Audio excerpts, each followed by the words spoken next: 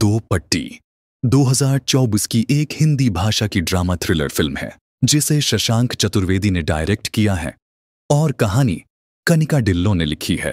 Film में कृति सेनन ने जुड़वा बहनों सौम्या और शैली पुंडियर का डबल रोल निभाया है, जबकि काजोल इंस्पेक्टर विद्या ज्योति विजय कंवर के रोल में हैं और शाहिर शेख ध्रुव सूद के किरदार में हैं। यह फिल्म 25 अक्टूबर 2024 को नेटफ्लिक्स पर रिलीज हुई थी और इसमें घरेलू हिंसा, बहनों के बीच जलन और न्याय की तलाश जैसे मुद्दों को दिखाया गया है।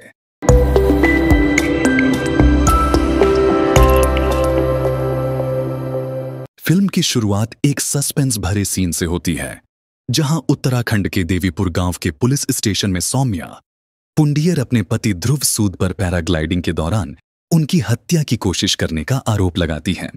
यह आरोप एक गहरी कहानी की नींव रखता है, जिसमें पारिवारिक रिश्ते, व्यक्तिगत संघर्ष और सामाजिक कड़वाहट को उजागर किया गया है। सौम्या और शैली पुंडीर दो बहनों की कहानी। सौम्या और शैली जुड़वा बहनें हैं, लेकिन उनकी शख्सियतें बिल्कुल अलग हैं।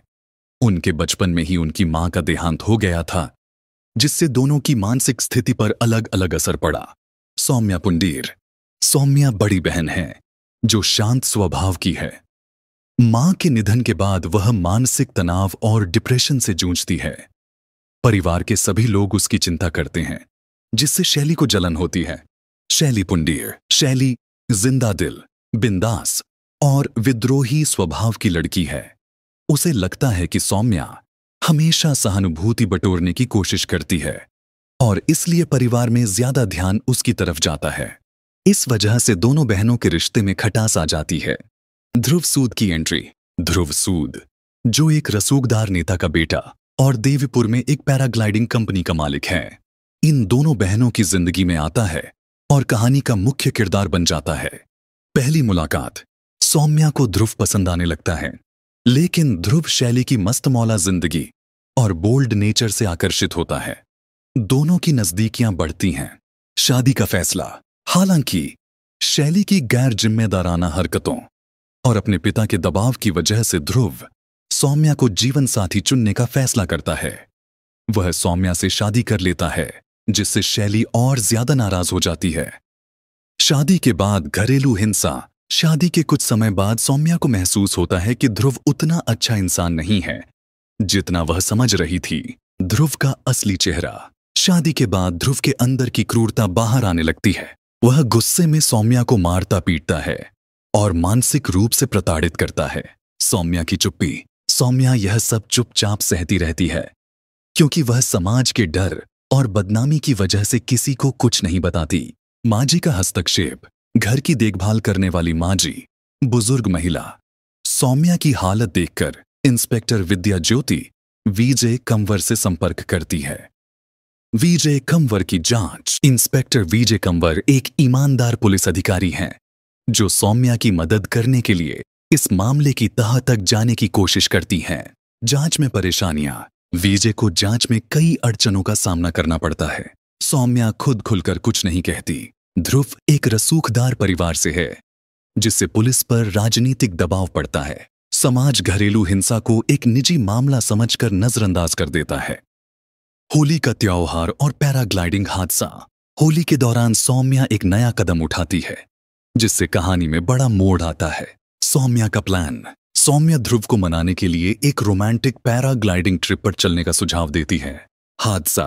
पैराग्लाइडिंग के दौरान सौम्या के हार्नेस, सेफ्टी बेल्ट में खराबी आ जाती है और वह मरते मरते बचती है। ध्रुव पर आरोप। सौम्या पुलिस स्टेशन जाकर ध्रुव पर हत्या की कोशिश और घरेलू हिंसा का आरोप लगाती है। ध्रुव को गिरफ्तार कर लिया जाता है। जांच और सच्चाई का खुलासा। इंस्पेक्टर विजय को इस पूरे मामले में कुछ गड़बड़ लगती है, इसीलिए वह दोबारा जांच शुरू करती है। गवाहों के बयान। विजय को सौम्या, ध्रुव और अन्य गवाहों के बयानों में झोल नजर आता है। बहनों की साजिश। गहरी जांच करने पर विजय को पता चलता है कि यह हादसा सच में एक प्लान था। असल में हादसे से पहले सौम्या और शैली ने अपनी जगह बदल ली थी। शैली ने जानबूझकर अपने हार्नेस के साथ छेड़छाड़ की, ताकि यह लगे कि ध्रुव ने सौम्या को मारने की कोशिश की है। यह सब सिर्फ इसलिए किया गया ताकि ध्रुव को सजा मिले और सौम्या को न्याय मिल सके। क्या है सही और क्या है गलत? जब इंस्पेक्टर विजय को सच का पता चलता है तो वह एक कठिन निर्णय के बीच फंस जाती है। कानूनी और नैतिक लड़ाई। विजय समझती हैं कि सौम्या और शैली ने कानून तोड़ा है, लेकिन उनकी मंशा सही थी। अगर उन्होंने ये प्लान नहीं बनाया होता तो शायद ध्रुव बच निकलता और सौम्या को न्याय नहीं मिलता। दूसरी तरफ किसी को फंसाना भी गैर कानूनी है। विजय का फैसला। विजय यह सोचकर इस केस को दोबारा नहीं खोलती कि असली अपराधी ध्रुव ही था और बहनों ने सिर्फ अपने बचाव में ऐसा किया। अंत। फिल्म का अंत इस सोच के साथ होता है कि समाज में कई महिलाएं ऐसी स्थिति में फंसी रहती हैं जहां उन्हें न्याय नहीं मिलता। निष्कर्ष। दो पट्टी सिर्फ एक थ्रिलर नहीं बल्कि एक सामाजिक संदेश देने वाली फिल्म है।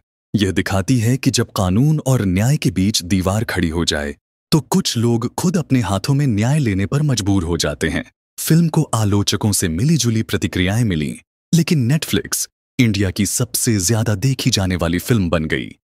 यह घरेलू हिंसा, महिलाओं की स्थिति और सामाजिक व्यवस्था पर सवाल खड़े करती है।